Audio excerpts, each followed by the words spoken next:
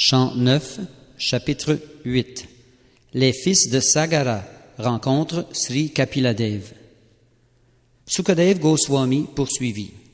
Rohita eut pour fils Harita, qui fut le père de Champa. Ce dernier construisit la ville de Champarupi et eut pour fils Sudeva, qui engendra Vijaya. Vijaya engendra Bharuka, qui engendra Vrika. Ce dernier fut le père de Bahuka. Les ennemis du roi Bahuka s'emparèrent de toutes ses possessions, à la suite de quoi le roi embrassa l'ordre du Vanaprastha et partit pour la forêt avec sa femme. Bahuka mourut à un âge avancé, et l'une de ses épouses voulut le suivre dans la mort en se conformant au rite du sati. Toutefois, à ce moment-là, Aurvamuni, la sachant enceinte, lui interdit de mettre ce projet à exécution. Sachant qu'elle attendait un enfant, les autres femmes de Bahuka conspirèrent et mirent du poison dans sa nourriture, mais celui-ci n'eut aucun effet. Au lieu de cela, l'enfant naquit avec le poison. En conséquence, ce fils devint célèbre sous le nom de Sagara, celui qui est né avec du poison. Par la suite, Sagara devint empereur. L'endroit appelé Gangasagara fut creusé par ses fils. Maharaj Sagara, suivant en ceci l'ordre de son maître spirituel, Aurva, ne tua pas les êtres incultes tels que les Talajanga, les Yavana, les Shaka, les Hayaha et les Barbara. Au lieu de cela, il fit s'habiller n'importe comment certains d'entre eux et en rasa d'autres complètement en leur permettant seulement de porter des moustaches. Il en laissa certains avoir des cheveux hirsutes et d'autres encore furent rasés par lui à moitié. Certains furent laissés sans sous-vêtements et d'autres sans vêtements extérieurs. De la sorte, ces différents clans furent habillés de diverses manières, mais le roi Sagara ne les tua pas. Suivant les instructions du grand sage Aurva, Sagara Maharaj accomplit des sacrifices Ashvamedha, satisfaisant ainsi le Seigneur suprême, qui est le maître souverain, l'âme suprême de tous les sages érudits et celui qui détient tout le savoir védique. Dieu la personne suprême. Toutefois, Indra, le roi des cieux, vola le cheval destiné à être offert en sacrifice. Le roi Sagara avait deux épouses, Sumati et Keshini. Se conformant à l'ordre de leur père, les fils de Sumati, très fiers de leur puissance et de leur influence, partirent à la recherche du cheval perdu. Ce faisant, ils creusèrent la terre en tous sens. Ils virent finalement, dans la direction du nord-est, le cheval près de l'ashram de Kapila Muni. « Voici l'homme qui a volé le cheval, dirent-ils. Il reste là, les yeux fermés. C'est certainement un très grand pécheur. À mort, à mort !»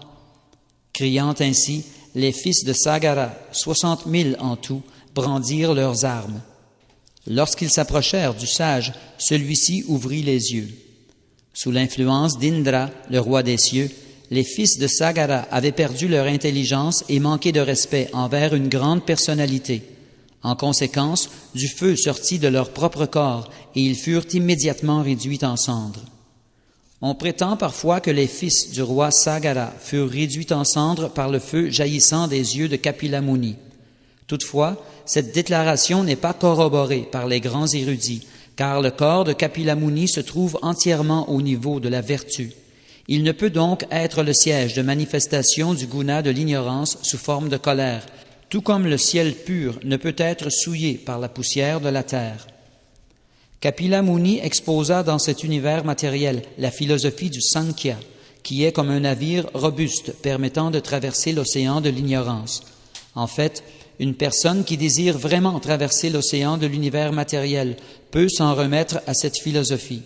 Comment un si grand érudit, parvenu au niveau élevé de la transcendance, pourrait-il faire une discrimination entre amis et ennemis?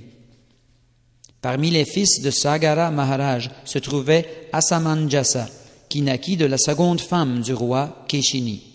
Le fils de Asamanjasa, Amshuman, se dédiait toujours au service de Sagara Maharaj, son grand-père. Auparavant, au cours de sa vie précédente, Asamanjasa avait été un grand yogi, mais du fait de ses mauvaises fréquentations, il était tombé de sa position prestigieuse. Ensuite, dans cette vie, il naquit dans une famille royale et fut un Jatismara, c'est-à-dire qu'il eut l'avantage particulier de pouvoir se souvenir de sa vie précédente. Néanmoins, il voulait se donner l'apparence d'un mauvais sujet. Aussi agissait-il de façon abominable aux yeux du public et se comportait-il de manière blâmable envers ses parents. Il harcelait les garçons qui s'ébattaient dans la rivière Sarayu en les plongeant dans les profondeurs de l'eau. Suite aux activités répréhensibles d'Asamanjasa, son père renonça à toute affection pour lui et le fit exiler. Alors, Asamanjasa manifesta ses pouvoirs surnaturels en ressuscitant ses garçons et en les montrant au roi et à leurs parents. Ensuite, il quitta Ayodhya. Ô roi Parikshit, tous les habitants d'Ayodhya, voyant que leur fils était revenu à la vie, furent très étonnés, et le roi Sagara regretta beaucoup l'absence de son fils. Par la suite, Amshuman, le petit-fils de Maharaj Sagara, reçut du roi l'ordre de se mettre à la recherche du cheval. Suivant le même itinéraire emprunté par ses oncles, Amshuman atteignit finalement le tas de cendres et trouva l'animal non loin de là. Le grand Amshuman vit le sage du nom de Kapila, une manifestation de Vishnu, assis là, près du cheval. Amshuman lui présenta ses respectueux hommages, joignit les mains et lui adressa des prières avec recueillement. Amshuman dit « Ô Seigneur, même Brahma demeure jusqu'à présent incapable de comprendre ta position, qui est bien au-delà de ce qu'il peut concevoir, que ce soit par la méditation ou le raisonnement intellectuel. Que dire alors de nous autres qui avons été créés par Brahma sous des formes diverses en tant que devas, animaux, êtres humains, oiseaux ou bêtes sauvages? Nous sommes entièrement dans l'ignorance. Comment pourrions-nous donc te connaître, toi qui es la transcendance? Ô Seigneur, tu habites en personne le cœur de chacun, mais les êtres vivants, recouverts par le corps matériel, ne peuvent te voir à cause de l'influence de l'énergie externe, régie par les 3 gunas. Leur intelligence étant recouverte par le Sattva-guna, le Rajoguna et le Tamoguna, ils ne peuvent voir que les actions et les réactions de ces 3 modes d'influence de la nature matérielle. Du fait des actions et des réactions de l'ignorance, que les êtres vivants soient éveillés ou qu'ils dorment, ils ne voient que le jeu de la nature matérielle et ne peuvent voir ta grâce. Ô Seigneur, les sages délivrés de l'influence des 3 gunas, tels que les 4 Kumaras, Sanat, Sanaka, Sanandana et Sanatana, peuvent penser à toi, qui es tout de connaissance pure. Mais comment un ignorant comme moi pourrait-il penser à toi? Ô Seigneur, toi qui es parfaitement serein, bien que la nature matérielle, les activités intéressées ainsi que les formes et les non matériels qui en découlent soient ta création, tu n'es pas affecté par eux. En conséquence, ton nom transcendantal est différent des noms matériels et ta forme diffère des formes matérielles. Tu apparais sous une forme qui ressemble à un corps matériel à seule fin de nous donner des instructions comme celle que contient la Bhagavad Gita, mais en fait tu es la personne suprême et originelle. Je te présente donc mes respectueux hommages. Ô Seigneur, ceux dont le cœur est égaré sous l'influence de la concupiscence, de l'avidité, de l'envie et de l'illusion, n'éprouvent d'intérêt que pour un foyer factice créé dans ce monde par ta Maya. Attachés à leur maison, à leurs femmes et à leurs enfants, ils errent perpétuellement dans l'univers matériel. Ô âme suprême de tous les êtres vivants, ô personne divine, simplement en te voyant, j'ai été délivré de toute concupiscence, cause originelle de l'illusion insurmontable et de l'asservissement dans l'univers matériel. Sukadeva Goswami poursuivit. Ô roi Parikshit, lorsque Amshuman eut ainsi glorifié le Seigneur, le grand sage Kapila, puissante manifestation de Vishnu, lui expliqua la voie de la connaissance, se montrant par là très miséricordieux envers lui. Dieu, la personne suprême, dit « Cher Amshuman, voici l'animal que ton grand-père désirait sacrifier. Emporte-le, je t'en prie. Quant à tes ancêtres qui ont été réduits en cendres, ils ne peuvent être délivrés que par de l'eau du Gange.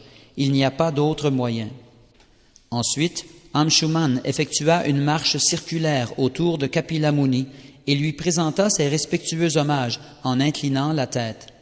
L'ayant ainsi satisfait pleinement, Amshuman ramena le cheval destiné au sacrifice et Maharaj Sagara s'en servit pour compléter les cérémonies. Après avoir confié la responsabilité de son royaume à Amshuman et s'être ainsi libéré de toute anxiété et de tout asservissement matériel, Sagara Maharaj, suivant la voie préconisée par Aurva Muni, atteignit la destination suprême.